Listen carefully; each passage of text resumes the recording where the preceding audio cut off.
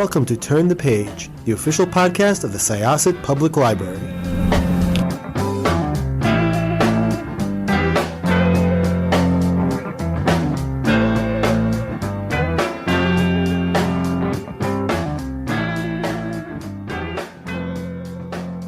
Welcome to Syosset Library's Turn the Page podcast. My name is Jessica. I am one of your hosts. I am here with Jen. I'm a library aide here at Syosset. And last but not least, our goddess in pink is Stacey Mencher. I'm so sorry, you caught me. I was like, what? No joke. We are here recording as of this day on April 1st with somebody super, super amazing who we are so excited to be here. We cannot believe that this person is actually here with us. Could you please introduce yourself? Are you talking about me? Yeah. I was getting hyped up. I was like, there's going to be a guest on this that I'm excited about. I have no idea. That's amazing. There might be a cat, as we warned before, right. that walks across the screen. You're extremely kind to introduce me so generously. My name is Wil Wheaton. I'm an actor and author, a husband and a dad. Awesome. And before we get going, and actually this is relevant to the book, Still Just A Geek, that is coming out on April 12th, which will be the day that this episode drops. Oh, cool. Happy 20th anniversary to your big internet joke. Wow, I had totally forgotten about that. Oh man. Yeah, 20 plus years ago on April Fool's Day, I wrote a blog post in the early days of like Internet 2.0, or maybe it was even 1.0 back then. Maybe it was like 1.5 then. I guess 2.0 would probably be like the dig era. But anyway, however we want to define it, I wrote a post in which I declared that I had been cast to be Wesley Crusher on, I think it was Star Trek Enterprise. And I wrote it fully expecting the internet to go, shut up, Wesley, we hate you, blah, blah, blah, blah, blah, blah, yeah. And instead the internet was like, this is amazing, we're so excited for you. And I felt like such a dick. I felt so bad that like I couldn't even leave it up all day long. I immediately had to take it down. I gotta tell you, and I write about it in the book, I did not expect that reaction. It was astonishing, and also like it felt so good and so validating. It was one of those, oh my gosh, maybe they don't hate me moments. Yeah, and now I'm working on the ready room for Star Trek. So in a way, like I did actually get to come back. It took a while, but I got to come back. Well, that was a really good impression of the internet back then. I was going to say, really spot on impression of the trolls. So, yeah, we have a lot of stuff we want to chat about. So let's just stuff to geek out on. Yeah, awesome. Let's jump right into it. Let's do it.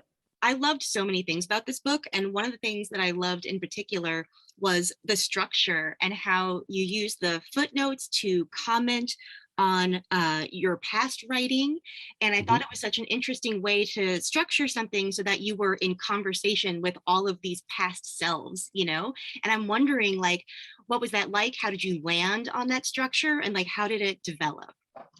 I am thrilled to hear you describe it as a conversation with past selves, because that was my intention. That is what I hoped readers would get out of this work. And so far, as I talk to people about it, I'm hearing pretty consistently descriptions of what I hoped people would get out of it, which makes me feel like whether, you know, a wider audience ends up liking it or not, whether it sells a lot or not, whether it is reviewed well or not, what I am hearing is that the thing I hoped to communicate, the experience I hoped to create, is the one that people are having, and that delights me. So thank you for that. I am not able or willing to accept full credit for that. I share it with my editor, David Pomerico. David went through the book before I even looked at it. and just highlighted passage after passage after passage and said, these are things that I have questions about. I suspect you will too. What do you think? And he and I just kind of like started having a conversation in notes as I went through it. I would write things and ask him questions, and then he would respond and ask me questions. And with his help and guidance, I was able to figure out what part of me I needed to talk to and how I wanted to communicate to that part of me. I started out as someone who's almost 50, feeling impatient with the person I was when I was almost 30.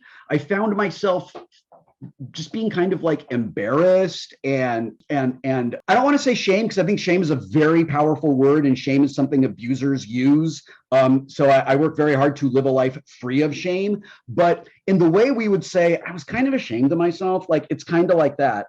And I had to find a way to have compassion and empathy for the person I was when I wrote Just a Geek. And that was cathartic and healing in ways that I absolutely did not expect, because it forced me as a human being to find that compassion and empathy for myself. I think that it's so amazing that you say it like that, because I mean, I'm I'm just a geek and a librarian, but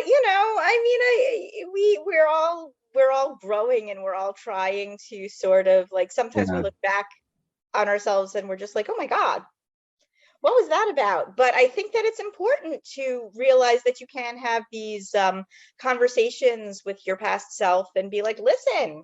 I look at the world around me, and I see a world where we have grown so exhausted by people never being held accountable for their actions that we have now reached a breaking point where we, as compassionate, empathetic people, are just over it. And it's like, you said you were sorry about this thing. You said you regretted this thing, but are you? And like, how many times have we done this? And like, I'm sorry you were offended isn't really an apology. And like, blah, blah, blah, but, well, whatever you said before, but like, doesn't mean anything at all, right? I had that feeling as I looked at all of this, and I was just like, can I just leave this in the past and like be the person I am now? At which point, like Gazoot from, Harvey Korman from the Flintstones popped up in the room next to me, and he was like, hello, dum-dum. And I'm like, what's going on? And he's like, you're growing. You're understanding that you're a different person than you used to be. And by examining the ways you have changed and grown, you're solidifying your emotional maturity, and you're able to lean in and embrace the person you are now by holding old you accountable while also being compassionate toward him. You're setting a good example. And I was like, wow, Kazoo, you've got like, I'm glad you showed up. I really appreciate it. And I went through the rest of the book with that attitude. And yet, when I did the audiobook, I still found places where I was like, oh, I missed the emotional beat here. I need to do it differently in my voice than I did in my words. I think that's so interesting. And I think there's like a lot of what you just said can be said about like our emotional development as people and about how we grow as artists. Because like, if you look back at yourself and there's things that don't make you go ick, like that means you haven't grown, right? And so like part of the growth process is looking back at yourself and being like, oh, that wasn't my best, but like that means that you are expanding and growing and learning, and that's like, that's where you want to be, right? I spent my entire childhood under the thumb of two abusive narcissists who were very unsupportive of my humanity. And I grew up feeling that I was not allowed to make mistakes. And because I internalized that I wasn't allowed to make mistakes, I stopped taking risks. I missed out on so much in my life because I just was afraid of failure. And I have spent a lot of time thinking about this in particular very recently. When we decide to learn a thing, I don't care what it is. My TRON machine is behind me, so I'm going to use that as an example. I want to get better at playing TRON, so I'm going to practice a lot. Turns out that I really suck at the beginning. That's okay. Sucking at something is always the first step. And the difference between the person who is having a good time 3 weeks from now. And the person who walks by the TRON machine and is like, fuck that thing, man, is the person who's like, I'm willing to push through this part when it's hard. Okay, let's keep that framing in mind. Now let's think about what it means to be a person. We have to learn how to be a person. We have to learn how to have compassion for ourselves. We have to learn how to live with our mistakes. We have to practice kindness. We have to use the experiences we have had to inform our decisions in the future. Why do we put the same expectations on being a person that we put on getting good at the violin? We should not do that. It's the same pattern. It's the same approach. It's the same discipline. We just apply it to our lives and ourselves in the same way that we would apply it to any other skill. And a huge, huge part of learning something is messing up. A huge part of getting good at Jenga is letting those towers collapse on your table. If you look at that and go, I'm never pulling a single thing out because I'm afraid it's going to fall down. Well, guess what? Then you never get to play Jenga. The ways that I never got to play Jenga could fill volumes. And it is one of the only regrets in my life. I had to learn how to allow myself to make mistakes, to accept the mistakes that I made. And I really hope that if I can just serve as an example in this book to anybody who is open to the example, it's really okay to look back at something you did and be mortified by it and make amends where amends are appropriate, learn from it, and then the most important part of the entire process, celebrate how much you've grown. You talk a lot about your relationship with your children, and I have to say, as a mom and a mom gamer who has taught her children, especially within the pandemic, my husband and I have brought my soon-to-be 7-year-old twins into the world of D&D. That's great. It was just one of my favorite things to read. Every time your relationship with your kids came up, and especially when you talk about being able to be friends with and hang out with your adult children, that is life goals right there. It is. So I believe that if parenting is easy, you're not doing it right. I believe that if it is easy, you're missing something, and your kid is missing something. I don't know what that is, and I could be wrong. Maybe it is easy for some people, but it was real hard for me. I had to learn how to break generational trauma when I raised my kids.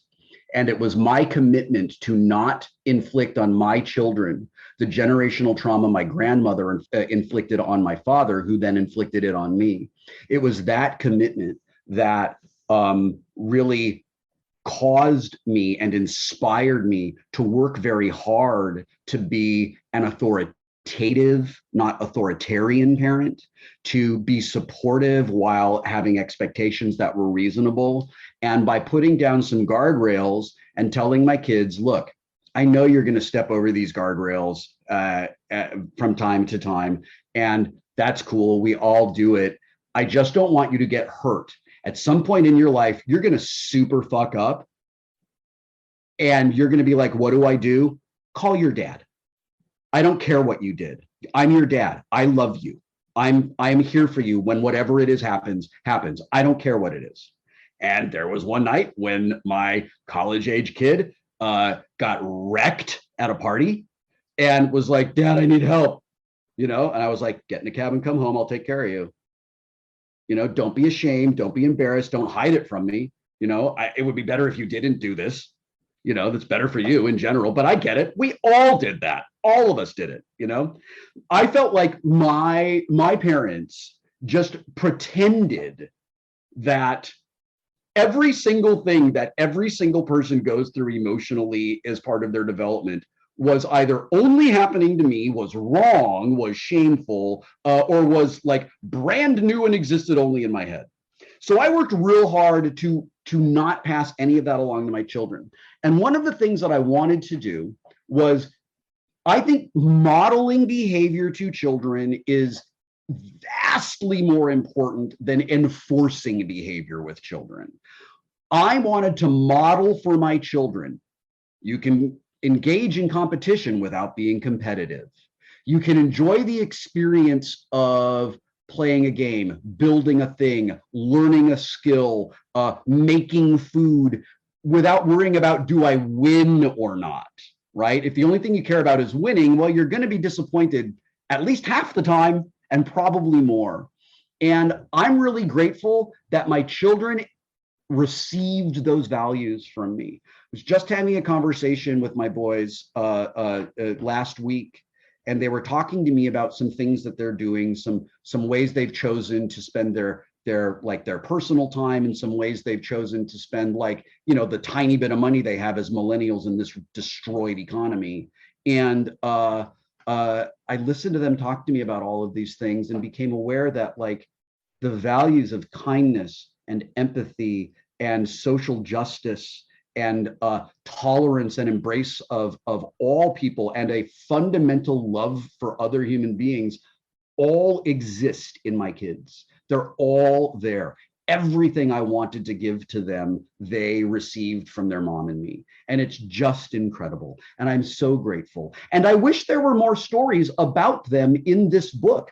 I didn't realize until I was done with it that I have written, I don't know, hundreds of pages of narrative stories exclusively about raising them, exclusively about things that we did together that I never published in a book.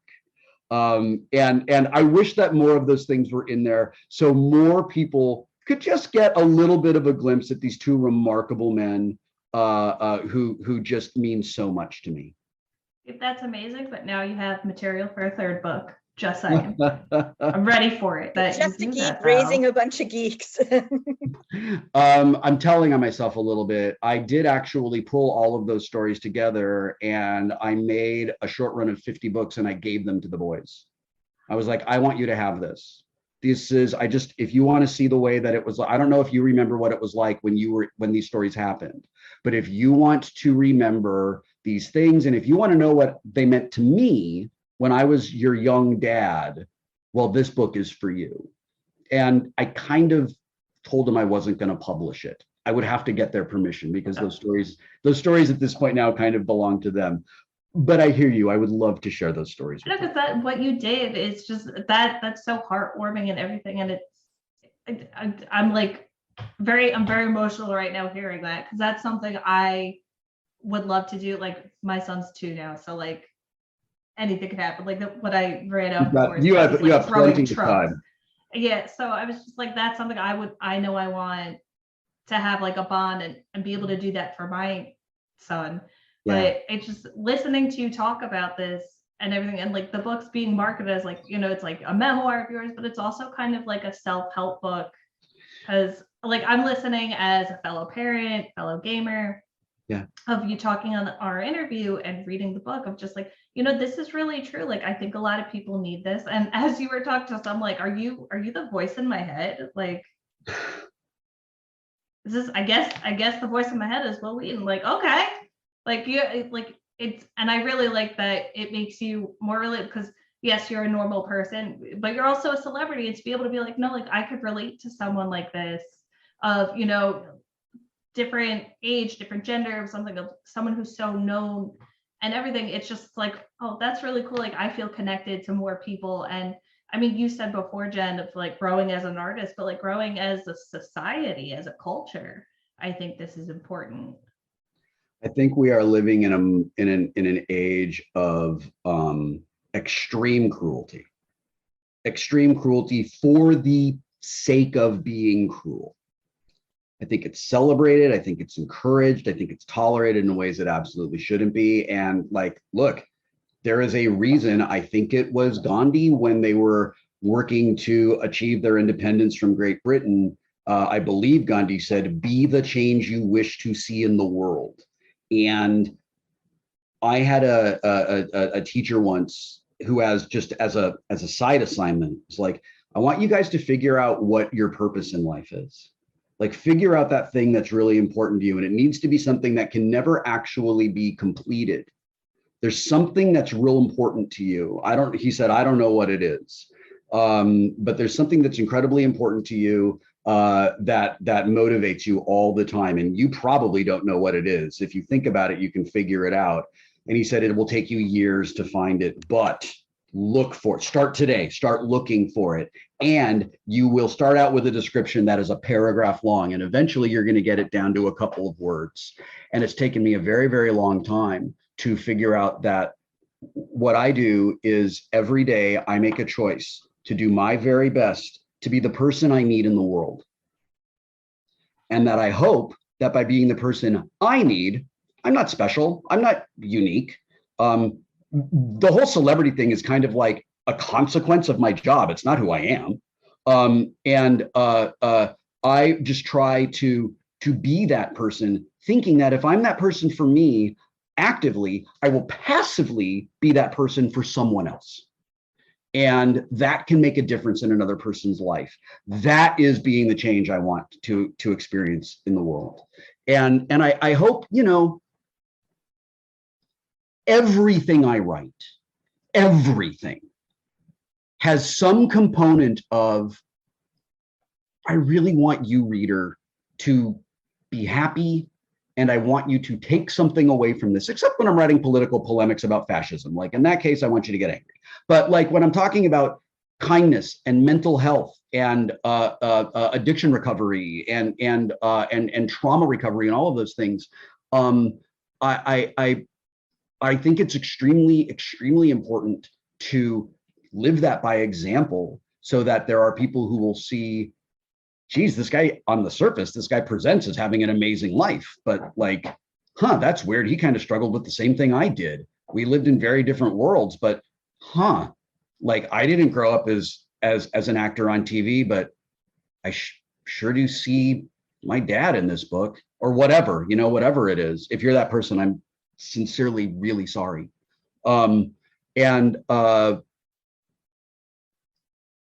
I just try to do more than, hey, everybody, look at me, check it, look at me, I'm doing a thing now. I'm the I didn't do it kid, you know.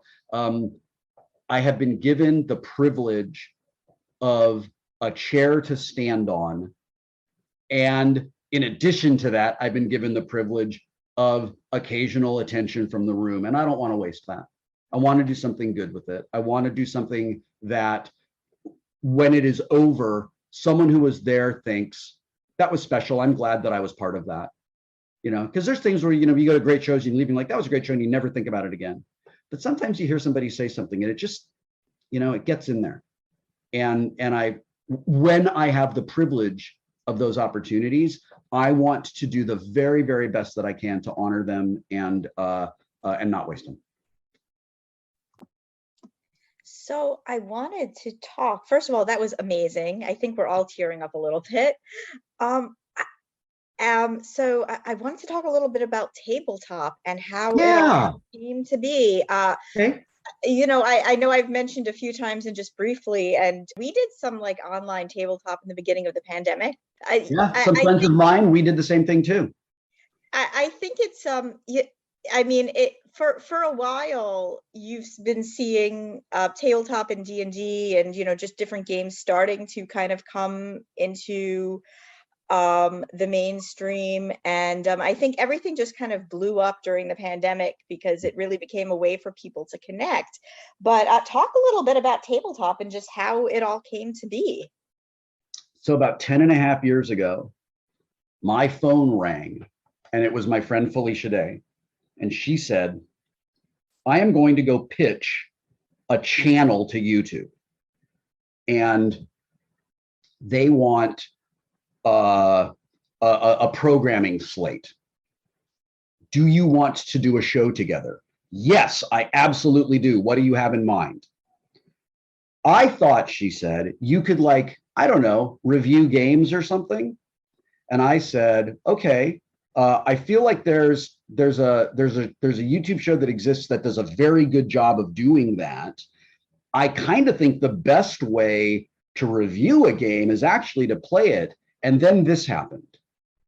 Oh my God, Felicia, it's going to be you and me and a couple of our friends who are like kind of like internet famous, right? And we're going to get together and we're going to play a game, and people are going to watch us play the game, and they're going to see how fun it is to play a game while we're playing the game. And because we're going to have people who are like kind of YouTube famous on the show, people who don't play games are going to come to watch Hannah Hart, and they're going to come to watch Brandon Routh, and like they're going to like check it all out. And people who are gamers have a reason for their non-gaming partners to come in and see this show. And people who are non-gamers have a reason to come in and check out the show. And we're going to show people how incredible gaming is. That's what we're going to do. It all came together exactly like that. And I was standing in the front room of my house, looking out into the street. I can so clearly remember standing in the front room having that conversation. And she was like, I love that. Let's do that. And I said, maybe we could add a little element of like dinner for five to it, where maybe while we're playing the game, if there's a little bit of a lull in the action, then we can talk a little bit about that person's career and their work. And we tried that in some rehearsals and found that it felt very like shoehorned in and inorganic. And where the game came to life was when all four people were engaged at the same time. And I would always tell people, I told the editors and I would tell the players, there are two things happening in every episode of Tabletop. One thing is on the table in front of us, a game is being played, but above the table where our heads are, imagine a flat surface that connects all of our heads together. There's something going on there too. And whenever we have to choose between what's happening on the table and what's happening around our heads, we always go with what's happening around our heads, because this is about the joy of gaming. This is not reviewing games. This is not teaching games. This is none of that. This is celebrating the joy of games. Over its run, people did treat it as reviews. People did treat it as learning. I never intended for it to be that way. When I knew people were taking that out of it, we did our very best to meet that need, but it wasn't the driving impulse behind it. It was always share the joy of tabletop gaming with other people. And we succeeded. Boy, did we succeed. We changed the industry, and I am so proud of it, and I'm so happy for it, and I'm so grateful for it. And it is incredibly important to me that everyone within the sound of my voice knows this. Tabletop exists because of Felicia Day. Tabletop does not exist without her.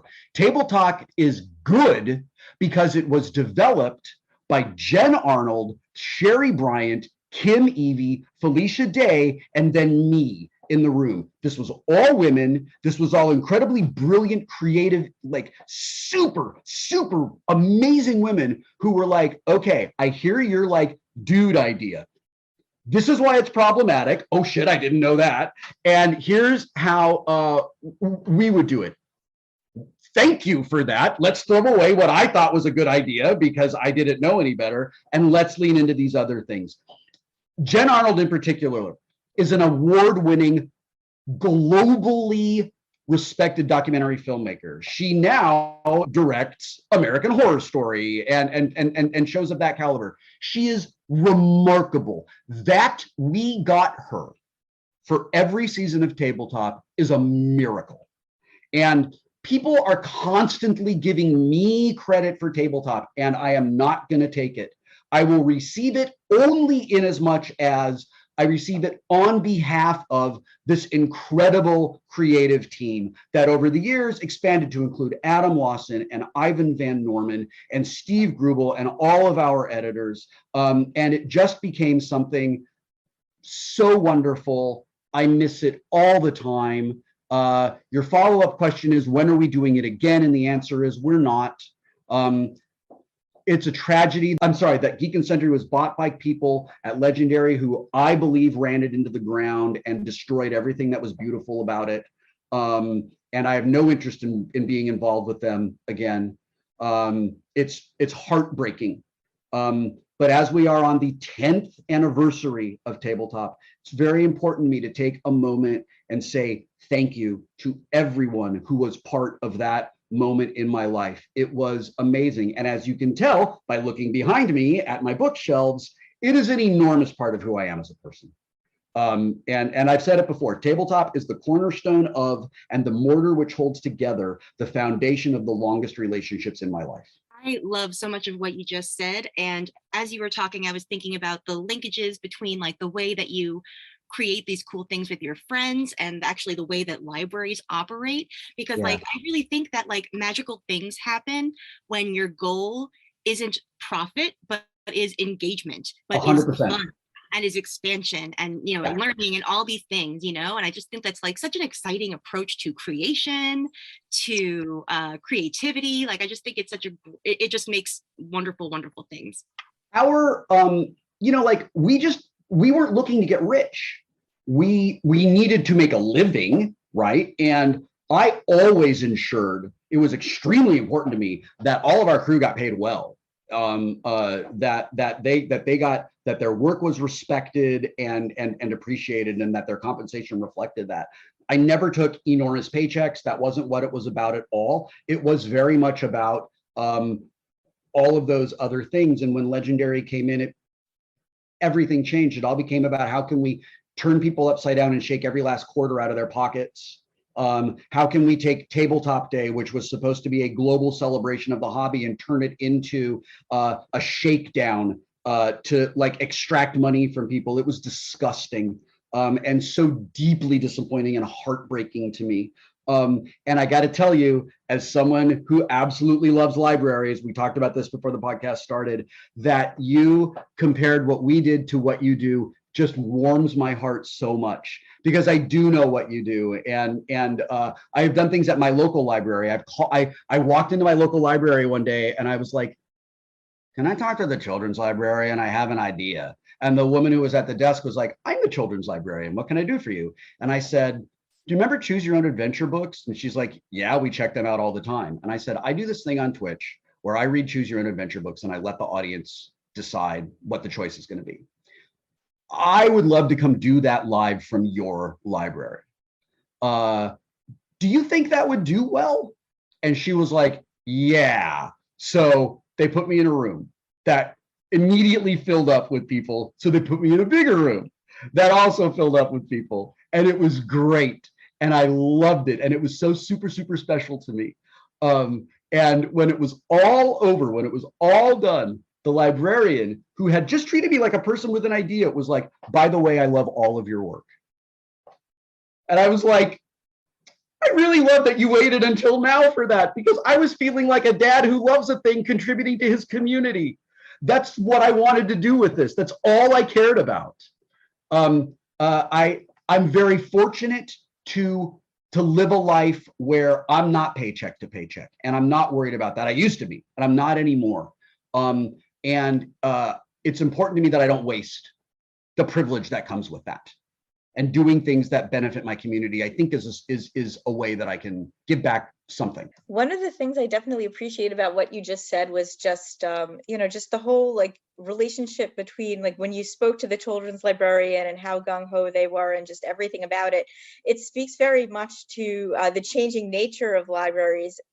Too many people think of the libraries as Stacy's going to laugh at this because I either usually say 1890 or like 1987, like either you're like the librarian, I don't know, what was it? And like, Are You Afraid of the Dark? Where like she shushed you and put you in the quiet room, or, like there's just so much misconception about the capability of libraries, or just what libraries do, what we are. And I just appreciate so much that you were just like, yes, I know what the capacity of libraries are, and I want to contribute to that. Yeah, we're always, especially I know Syosset, every library, libraries with smaller budgets, libraries with bigger budgets, really what we're trying to do is we're trying to just kind of reach out to the community, and we're not driven by a profit margin. And a lot of it is a lot of experimentation. Like, is this going to work? Are people going to like this? And just, that you say that, you put your privilege behind trying to help that, amplify that, is just, thank you so much. Can I tell you a story about a librarian who was very consequential in my life? I was in 3rd grade, and we got to go to the library once a month as a field trip. And we went to the library, and the librarian would read us something from a book. And then there was a table with books on it. and we were allowed to take a book. We could pick whichever one we wanted. So on this particular day, when your name is Wil Wheaton, whether like alphabetically, you're screwed. They're just like first name, last name. Nope, you're screwed. Thank you, Henry Yan, for being in my class so that I didn't have to go last all the time. I'm sorry it was you, but I really appreciate you, Henry, for being there behind me, except for this particular day. They started at the end of the alphabet, and I was like, I'm going second. I really want that book with the magnet. Henry Yan jumped up and grabbed the book with the magnet, and I was just devastated. So the librarian comes over to me, and she says, what book would you like to pick? And I was like, the magnet book. And she says, I'm going to help you find a book. What do you like? And I was like, I don't know. What do you like to see in movies? I really like Star Wars. Okay, what do you like to watch on TV? I like to watch Star Trek and The Twilight Zone. And she says, do you know what science fiction is? And I said, I don't. And she said, science fiction is what you like. And I said, oh, okay. And she said, let's find you a science fiction book. And I was like, great, let's do it. She walks over to the table and she grabs a book called Z for Zachariah by Robert C. O'Brien. And it is a young adult novel with a female protagonist, which in 1980 would have been, most people would have discouraged me, a boy, from reading a book with a female protagonist. Right? Like I loved Judy Blume and Beverly Cleary and was discouraged from reading their books because they weren't supposed to be for me, right? And she said, I think you're really going to like this book. I wish I could remember. She described it a little bit. She kind of talked about the science fiction sort of aspects of it. And I took that book home and devoured it. It's the first time I kind of like sat on the floor and just read the book until it was over. And it fundamentally changed the course of my life because I now had a place to go. I now had an escape. I did not have to go home and deal with that environment. This was before personal computers. We didn't have the Atari yet, so I didn't even have that. I had no real outlet. I had no safe place. And now I did. And it turns out that it was books, and it was science fiction books. And that turned into a lifelong love of reading and exploring my imagination. And there is a short straight line between that woman in, I want to say, 1977, 1978, seeing this little boy and saying to him, I want to help you. I want to help you find the thing that is important to you. And the thing about this is, I know that you as librarians do this every day. You have this effect on people's lives every single day. Every librarian has this kind of effect on someone's life. And I just don't know if you know that. I don't know if you hear that. I don't know how often you hear from someone. I'm sure that this woman has long passed on. I wrote about her 15 or 18 years ago, and someone in the comments of my blog said, I know exactly who that is. Her name is, and I can't remember what it is. This person described the woman with the polyester pantsuit and the giant beehive hair and the glasses on the gold chain and the whole thing. And I was like, that's her. And this person who had grown up in the same area as I did, who was older than me, said she did that for me when I was in elementary school. That's who she was. That's a really great story. And just to kind of put it in return, there are two people. One is a former coworker and one is a current coworker who we kind of gave a quick tip off that we would be chatting with you. And they both wanted you to know, Lisa and Janice wanted you to know that they had massive crushes on you as a kid when they were teenagers. I love that. Please tell them on behalf of teenage me, I say teenage me loves them back. No, I'm glad that you said that, of like such an animated and emotional response about saying that, librarians, because I luckily enough, like I've got to go see like authors at publishing houses. This is all like pre-COVID, of course. Like, you know, always be like, oh yeah, no, yeah, we love libraries, or like you might hear a politician be like, love the library, it's great, like photo op, which is great to hear that we could have like, you know, that impact on the community of like authors whose books like we have or we're interested in listening or purchasing in the future, or a politician knows we exist, because sometimes we're often forgotten, like arts or, you know, teachers, like there's other bigger things that come up on their dockets and whatnot. But it's so nice Those to hear ridiculous that, bombs aren't going to buy themselves. yeah, but I just also want to say, as like promoting a genre that's often neglected, compared to just general fiction. Like just seeing it, I mean, I love the library, I love Syosset, I love my home library. But often it's like the genre that's like, here's like fiction, here's mystery, like horror's gotten bigger, but like fantasy, sci-fi, like it's very like, oh, we need more space, just get rid of some of those books, no one takes them out anyways. I was like, no, they do, they're important. Like, I was so love. excited when Lord of the Rings happened. When that trilogy happened, I talked to a lot of my fellow nerds, my fellow lit nerds, my fellow fantasy nerds, my fellow RPG nerds, and every single one of us had this moment. Did we win? I think we won. I feel like maybe we won. And guess what? Here comes the MCU to exist forever. Here comes Peacemaker. Here comes Suicide Squad. Here comes WandaVision. Here comes more science fiction and more fantasy and comic books as literature. We haven't even gotten into how much I love comic books and like how much that meant to me. Like, it's wonderful. It's terrific. And I told my kids from the time they were really little, I really want you to be readers, because you open yourself up to a world of knowledge and experience and perspective. When someone writes down something in a book, they are stopping a moment in time and telling you, you can open this and hop in a time machine anytime you want to and go experience it. And I told my kids, I don't care what it is, you read whatever you want, just read. Just read and like make that part of your life. And they both were and are readers. I, you know, when Ryan was little, I would take him to the midnight book release for Harry Potter, and he would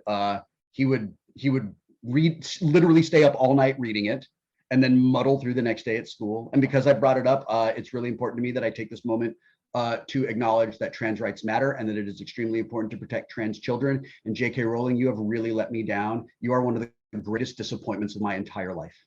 But I absolutely love those books, and I love what they meant to my kids. It all goes back to that librarian who took an interest in me.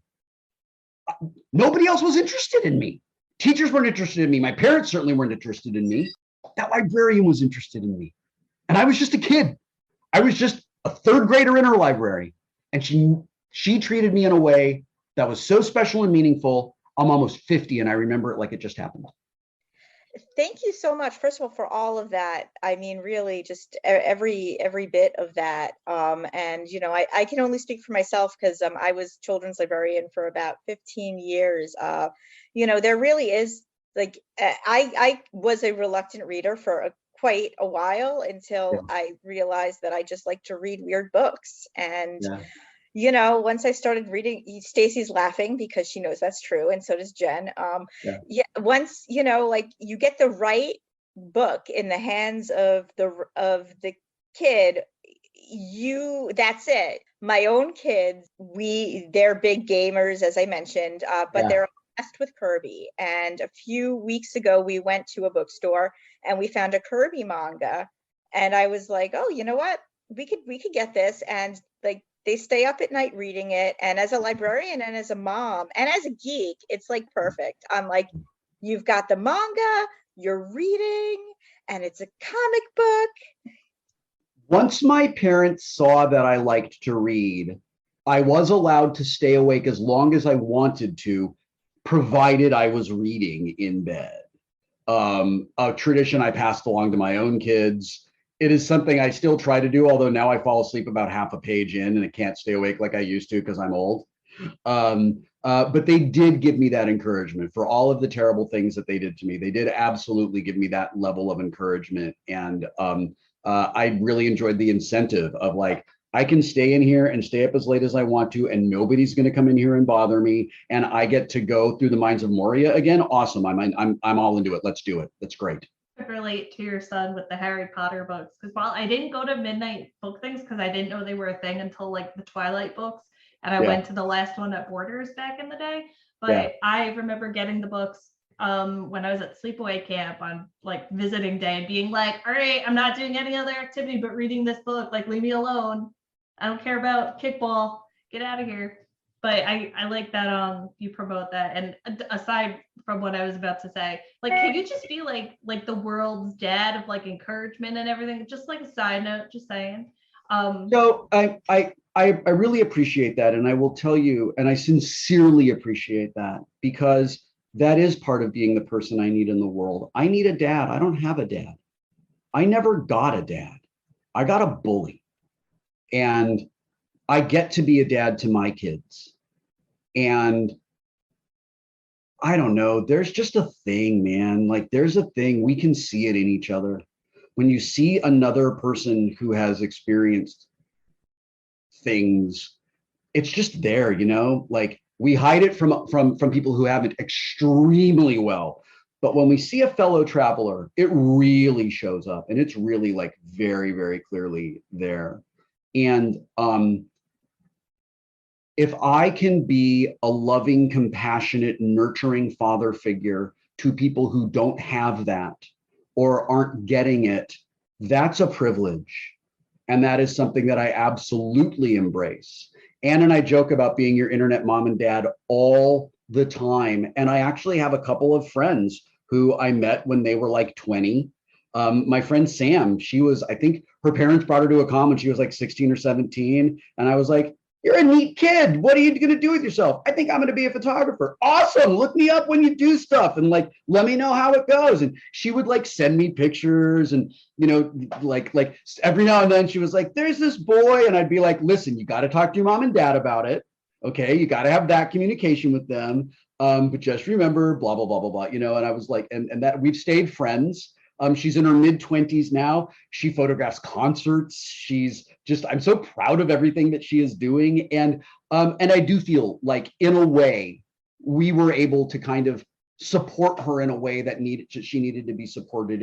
And I've tried very hard to do that for other people as well. So to have that effort kind of acknowledged and called out, it makes me feel really good and seen. And I really appreciate it. Thank you. Anytime. Anytime. And not to pile on too much, but you know, like something that really struck me about the book too is that like experiences of difficult childhoods and depression and anxiety can be so very isolating and make you feel alone and like there's nobody else who's going through what you're going through. And so just, you know, reading something like your book can absolutely change somebody's life and tell them that they can be a little less afraid and they can be a little less alone and they can maybe have a little bit of hope for like how things are going to turn out and how you're going to feel in the future. And that's an extraordinarily powerful thing. And I just want to thank you for that too. I've had the incredible experience of talking to some people who have been affected by a thing that I did in one way or another that was meaningful to them. And it's so special, and I never take it for granted, and I'm so grateful for it. I encourage people to live their lives in a way that creates those opportunities because they're really great. They really feel that it just feels incredible. And when to the people who have been that person in my life, I will never be able to repay the kindness and patience and support that I got from them. So before we wrap up, since you mentioned you're a Twilight Zone fan, what is your favorite Twilight Zone episode? The monsters are due on Maple Street. Oh, good one. It is, I can't tell you, I almost committed a massive NDA breach. I saw a thing recently that evoked a memory I had of the Twilight Zone. I had a memory. I saw something that evoked in me an emotion today that is similar to the Cold War emotions I experienced watching the Twilight Zone. one of the things I loved about that show, in addition to the twists and the allegory and all of those things that everyone loves that makes that a beloved show, the Twilight Zone demanded the audience pay attention. It demanded that the audience do a little bit of work and come along. And I really liked that. I have always loved things that take a little work, because when I find somebody else who loves it in the same way, I know that that person has also done the work. And now we have an experience to share that goes beyond, oh, we're fans of this. It's like, oh, you like that? So do I. That's weird. I'm a huge Twilight Zone fan myself. Actually, so my favorite is one of the ones with William Shatner, but not the one with the gremlin on the wing. I like Nick of Time. Great. I have one of those fortune telling machines. So does my brother. Yeah. Yeah, it's like, to me, it's so just this weird, relatable thing to anybody who's experienced anxiety or compulsions, and it just leaves you with that feeling of, was that all in his head or was it real, in a different way than the one with the gremlin on the wing did. And maybe that's because I relate to it a little bit myself, just those feelings. Yeah. The Twilight Zone, like all great science fiction, gives the appearance of being about one particular thing when it is in fact about something entirely different. Two people can be sitting in the same room watching two very different shows, and they're both watching the Twilight Zone, or Star Trek, or Deep Space Nine, or Firefly, or Battlestar Galactica. Like, I learned that from science fiction really early on.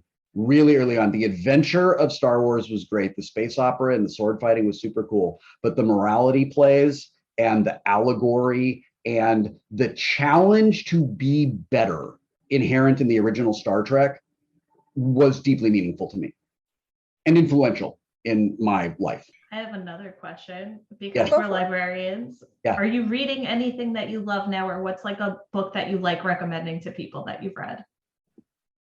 I'm going to admit something really painful and not great. During the pandemic, I lost my ability to concentrate. I've lost my ability to fall into a book and stay there.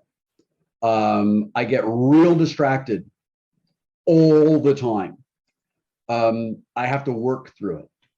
I have to push through in ways that I used to be able to pick up and put down like all the time. I was like, oh, I'm in line at the grocery store. I'll read 4 pages. I have not been able to do that.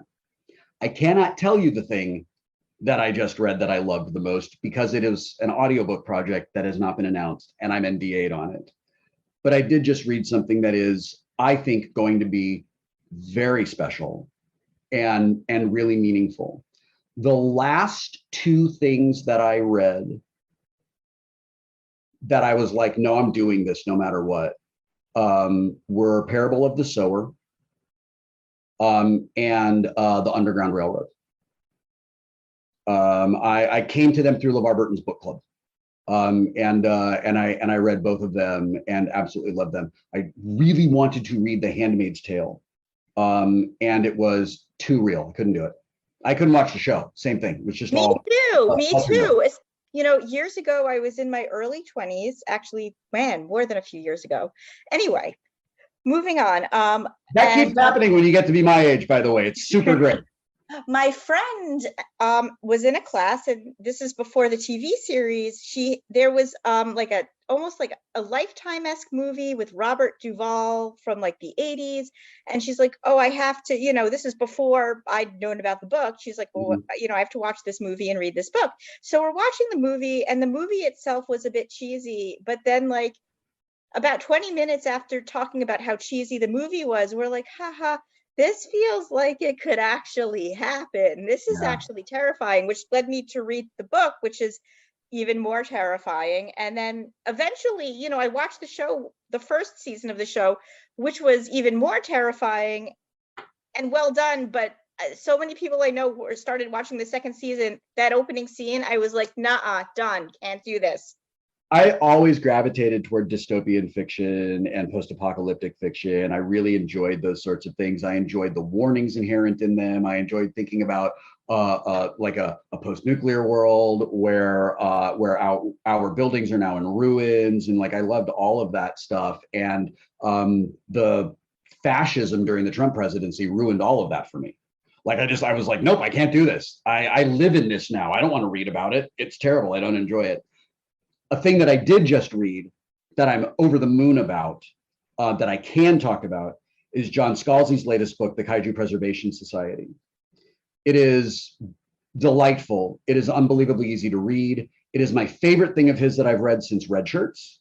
It was a privilege and a pleasure to narrate it. And as John says, this is not a brooding symphony of a novel. This is a pop song. We are at a moment in time where what we need is 3 minutes of hooks that you can dance to, that you can put down and go on with your day. You need something that makes you feel good, that makes you shake your butt a little bit while you're making dinner. Like that's what we need right now. That's what I needed when I wrote it. That's what I needed to read. That's what this book is. And he's absolutely right. And it delivers. It shows up. It gives you everything. The promise of the premise is it's so good. It is so good. Please, Hollywood, do not screw up the adaptation of this because it is so good. So if you were like, I want to put like a Wil Wheaton's recommendation somewhere right now, in April of 2022, that recommendation, at least until my book comes out, is John Scalzi's The Kaiju Preservation Society. And if you want to maximize your Wheatonness, I did narrate the audiobook. So that is available to you. So This is where I remind people you can get audiobooks from your library, and it's great. That book was fabulous. I'm so excited that you narrated it. It was so much fun. I was texting John through the entire session. I think I spent 3 days reading it, and I just kept texting John, oh my God, this, oh my God, this. This is brilliant. Is this based on who I think it is? Like just all that fun stuff. That's amazing. Oh no, I love that because I'm a huge audiobook fan. And I have to say you're a really wonderful narrator on your books, because I've read all of Ernest Cline's that you've narrated. So I was just like, oh my God, he does it again. Yeah. Oh, that's very kind. So Thank it's you. just to know that you also like audiobooks aside from narrating them. I'm just like another win, because a lot of people massive are audiobook reading. fan. But no, I love it. I don't really have like a commute anymore. I work mostly out of the house, and that's real fine by me. But I listen to audiobooks in the car, and when I walk the dog, I talk to her. I'm not like, when I walk the dog, I talk to her and I work out story beats, like I can't. What I've done, and I did this with Parable of the Sowers, I'd listened to it on audio because the narrator was brilliant.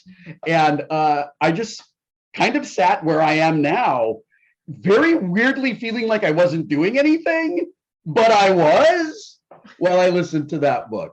So a challenge for me is, yes, Will, as it turns out, listening to an audiobook is an activity. It is not a passive sitting down. It's an activity you are engaged in that appears to be something it is not. I have to get used to that. Thank you so much. This was amazing. Thank you for your time. Thank you for your praise of libraries. Thank you for just your open honesty about everything. And thank you for your book. Yes, thank you. You are so welcome. Once again, this was Jessica with Syosset Libraries Turn the Page podcast. My co-hosts were Jen and Stacy. I was like, are you not saying we're closing this chapter? We get there at the end. We'll get there. Whatever. We can edit things. And our guest today was? My name is Wil Wheaton. And we are going to close this chapter of Turn the Page. It's time to close this chapter of Turn the Page. Join us for the next episode.